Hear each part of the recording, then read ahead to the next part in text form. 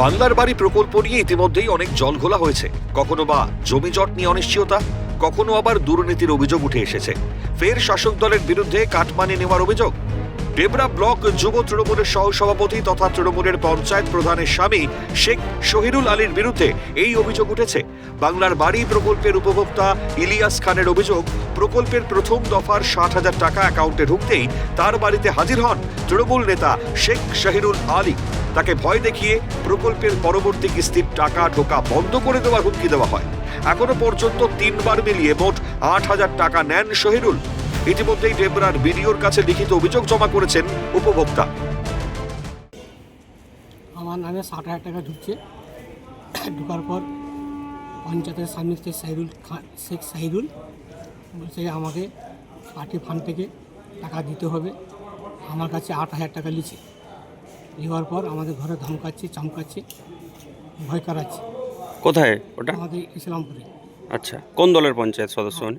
টিএমসির পঞ্চায়েত। আচ্ছা, কোথায় অভিযোগ জানালেন আপনি? আমি জানালাম বিডিও অফিস। আচ্ছা, বিডিও সাহেব কি বলছেন? বিডিও সাহেবকে একটা রিসিভ করতে দিয়ে এলাম। ঘটনাকে কেন্দ্র করে ব্যাপক চাঞ্চল্য তৈরি হয়েছে ডেবরা ব্লকের ইসলামপুর এলাকায়। বিজেপি নেতৃত্বের দাবি, একটা মাত্র অভিযোগ জমা পড়েছে। ওই বুথে মোট 94 জন বাড়ি পেয়েছে। প্রত্যেকের থেকেই কাটমানি নিয়েছে তৃণমূল।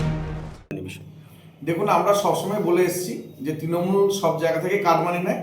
বিশেষ করে গরিবের বাড়ি করার নাম করে যেটুকু টাকা আসে সেখান থেকে ওটা কাটমানি নামে টাকা লুটে নেয়। এখন ডেবরার মানুষ দেখতে পেল সত্যি ভয়ে অনেকে বলতে পারছিল না যে পরের টাকা ঢুকবে কি ঢুকবে না, বা তাদের উপর অত্যাচার করবে।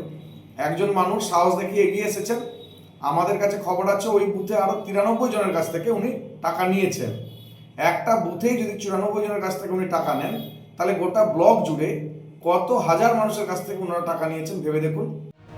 এলাকায় প্রভাবশালী বলেই পরিচিত অভিযুক্ত তৃণমূল নেতা শেখ শহীরুল আলী। তার দাবি, দলের ভাবমূর্তি নষ্ট করার জন্য চক্রান্ত করে তার বিরুদ্ধে মিথ্যে অভিযোগ আনা হচ্ছে। এর পেছনে গোষ্ঠীদ্বন্দ্ব ও বিরোধীদের রাজনীতি রয়েছে। আমি দলের এই কিছুদিন হবে আমি একটা নতুন দায়িত্ব এসেছি, যুব ভাইস প্রেসিডেন্ট।